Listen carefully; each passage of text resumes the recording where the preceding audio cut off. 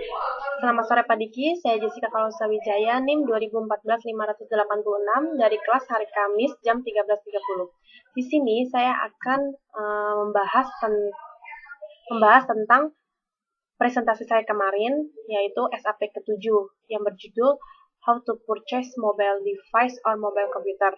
Tapi di sini saya hanya membahas tentang mobile device saja. Yang pertama adalah hal-hal yang perlu dipertimbangkan sebelum kita membeli sebuah handphone atau gadget itu apa ya? Menurut saya yang pertama itu adalah budget.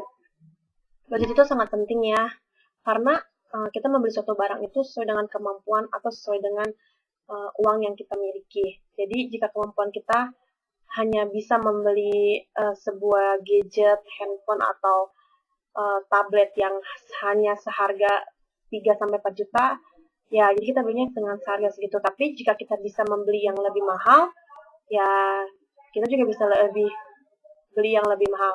Karena harga yang lebih mahal pasti kualitasnya lebih baik. Bukan berarti harga yang biasa saja atau yang murah tidak bagus. Cuman bedanya ya pasti ada kelebihannya jika membeli yang lebih mahal.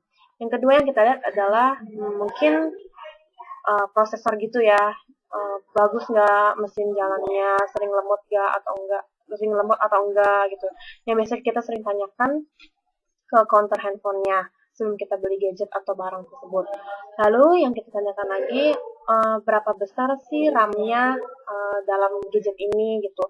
Kebanyakan sih kalau handphone biasa hanya 2 GB ya RAM-nya. Itu normal biasa gitu. Tapi kalau memang jika mau beli yang lebih mahal pasti RAM-nya lebih besar. Lalu yang kita tanyakan lagi itu apa ya? Yang perlu kita pertimbangkan adalah ukurannya. Kalau memang hanya buat komunikasi biasa saja, menurut saya handphone yang hanya berukuran 4 atau 5 inci pun itu sudah cukup. Tetapi kalau jika memang buat pekerjaan, membuat grafik, atau yang bekerjanya di kantor-kantor gitu, ya menggunakan tablet juga boleh. Lalu apa bedanya smartphone dan tablet? Sebenarnya smartphone itu sama tablet hampir mirip, kegunaannya sama, paling beda ukurannya saja. Kalau smartphone itu kan handphone biasa ya, handphone gadget biasa yang biasa kita bisa masukin ke dalam kantong, yang bisa kita bawa kemana-mana gitu, praktis gitu. Itu ya biasa digunakan untuk anak-anak kuliahan atau orang kerja pun yang pekerjaannya hanya tidak memerlukan banyak aktivitas di dalam sebuah komputer, menurut saya menggunakan smartphone juga sudah cukup. Kalau tablet itu biasa orang-orang yang suka dengan layar yang besar, jelas gitu. Tapi itu tidak praktis, kita harus bawa tas atau kita harus pegangin terus karena tablet itu besar gitu, jadi nggak bisa masukin ke dalam kantong. Jika memang kita membutuhkan tablet untuk kayak pekerjaan di perusahaan gitu, membuat grafik atau membuka website yang lainnya, ya boleh menggunakan tablet. Tapi kalau bisa yang biasa-biasa aja, smartphone juga sudah cukup. Lalu ada panduan membeli mobile device ya. Gitu. Yang menurut saya itu yang pertama, kita tuh tentukan dulu tujuan penggunaan kita membeli handphone itu gitu, atau membeli device, gadget, tablet itu.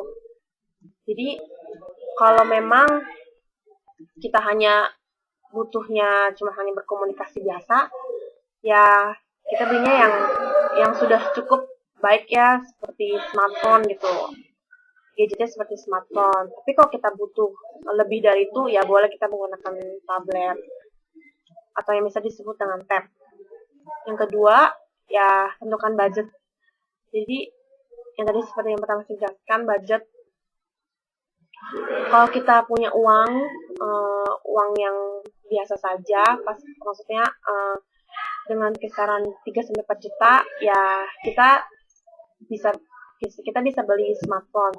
Tapi jika kita memang bisa punya uang di atas 5 atau sampai 6 juta, atau kita mau beli memang yang bagus gitu, smartphone atau tabletnya, bisa kita beli. Karena ya kalau harganya semakin mahal, memang kualitas gadget tersebut bagus gitu. Ya lebih bagus dibanding yang biasa saja. Bukan berarti yang kecil atau yang harganya murah itu tidak bagus. Bagus juga, cuman pasti setiap barang itu dan setiap handphone atau setiap tablet itu ada kelebihan dan kekurangannya. Yang ketiga itu kita tentukan di mana kita akan beli gitu. Kan banyak ya online shop yang jual-jual gadget gitu dengan promo dikirim gratis gitu. Itu kita sebenarnya boleh percaya boleh tidak. Karena banyak penipuan-penipuan di melalui online shop gitu. Tapi kalau menurut saya kalau beli online shop itu ya kurang kurang memuaskan karena kita tidak bisa melihat barangnya terlebih dahulu. Dia kirim dulu barangnya, kita baru bisa kita lihat. Jadi kalau misalnya ada kerusakan atau cacat barangnya gitu, kita tidak kita tidak tahu langsung gitu. Taunya setelah beberapa hari baru kita bisa ngecek. Tapi kalau kita beli di toko atau di counter langsung, kita beli gitu, terus dia ambilin barangnya, kita buka bersama-sama gitu sama penjualnya juga. Andaikan memang gadget itu ada kerusakan atau ada lecet, ada cacat atau tidak mulus, gitu, kita bisa langsung komplain gitu. Jadi enaknya atau lebih baik dan alangkah baiknya kita belinya tuh di tempat-tempat counter yang kita ada saat itu juga, yang sebelum kita gunakan kita sudah lihat dulu barangnya terlebih dahulu. Sekian penjelasan dari saya. Mohon maaf bila ada kata-kata yang salah. Selamat sore.